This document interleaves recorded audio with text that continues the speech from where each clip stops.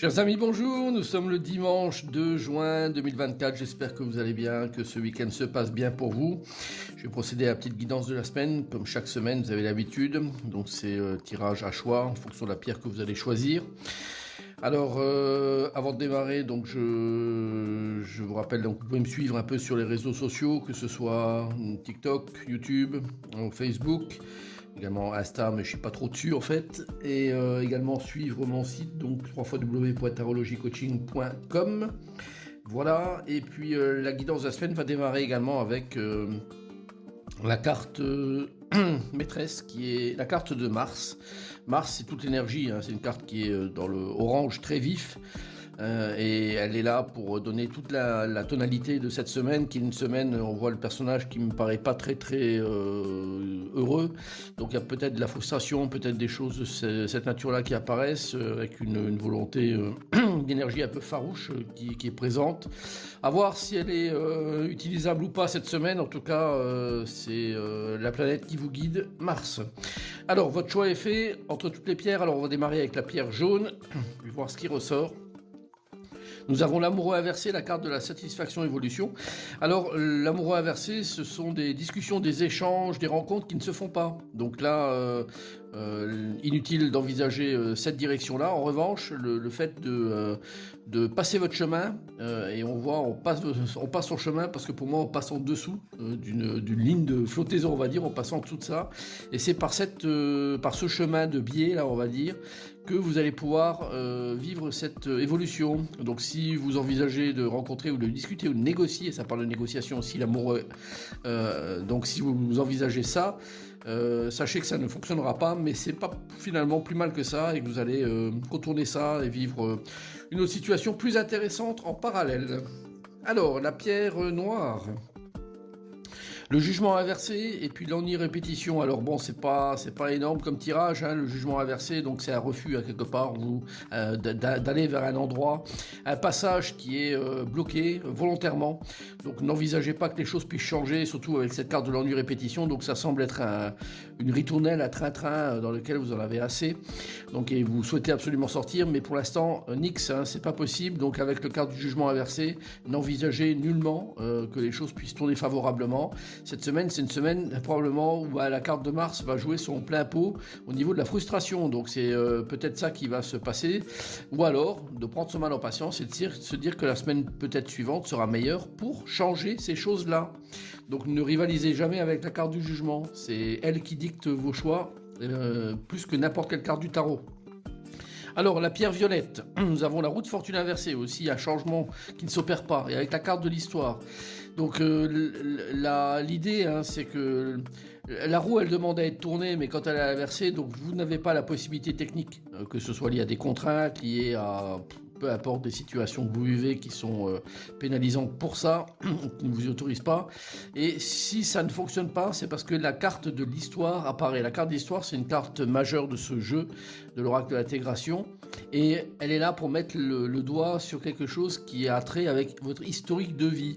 Donc replongez un petit peu dans cette historique de vie, refaites fonctionner, je dirais, toutes vos mémoires pour faire ressortir et émerger ce qui doit être mis en avant. C'est ça qui vous permettra de mieux comprendre si cette route doit être tournée ou pas. J'ai un gros doute là-dessous. Donc attention, c'est un tirage qui est un petit peu délicat pour le violet si vous le prenez sur une mauvaise direction.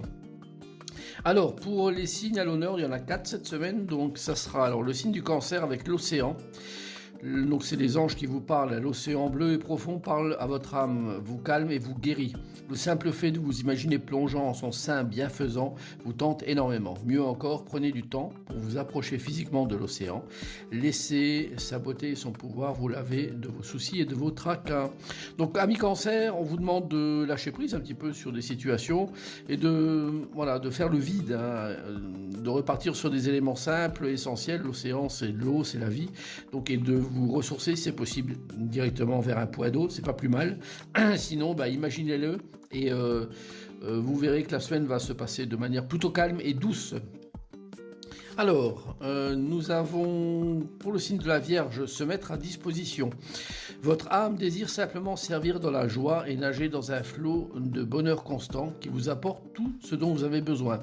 Concentrez-vous totalement sur le fait de rester dans ce mouvement, de donner et recevoir en toute situation et dans tout ce que vous faites. Alors, amis Vierge, eh ben, on va vous solliciter, probablement on va vous demander de l'aide, des services. Donc mettez-vous à disposition, vous êtes prête, Amis Vierge, à aller, hein, avec la carte de la licorne, à aller vivre certaines situations, à être un petit peu la personne sauveuse, hein, de peut-être une autre personne. C'est une carte qui est plutôt sympathique, un duo de cartes qui est sympathique pour vous, hein, Vierge. Voilà, donc prenez-en compte, je dirais, pour faire que votre semaine soit accomplie. Alors, amis Sagittaire, nous avons les progrès constants. Une très bonne carte, le progrès constant. Nous vous sommes reconnaissants pour les progrès que vous faites en vous souvenant d'inclure l'amour dans vos activités quotidiennes. Nous voyons clairement votre contribution au monde par vos pensées, vos sentiments et vos actions bienveillantes. Donc, Sagittaire, on vous parle également de très très haut et on vous dit que même si vous ne voyez pas les choses, nous on les voit. Voilà. Donc les anges voient ce que vous faites et vous incitent à continuer dans le chemin dans lequel vous êtes, qui est un chemin de progrès constant, donc permanent. Et si vous ne mesurez pas toutes les actions que vous faites qui sont pour vous anodines, bah pour eux, pour les anges, donc les actions que vous faites avec amour sont là, vont dans un bon sens et c'est reconnu tel quel. Donc excellent pour vous, amis Sagittaire.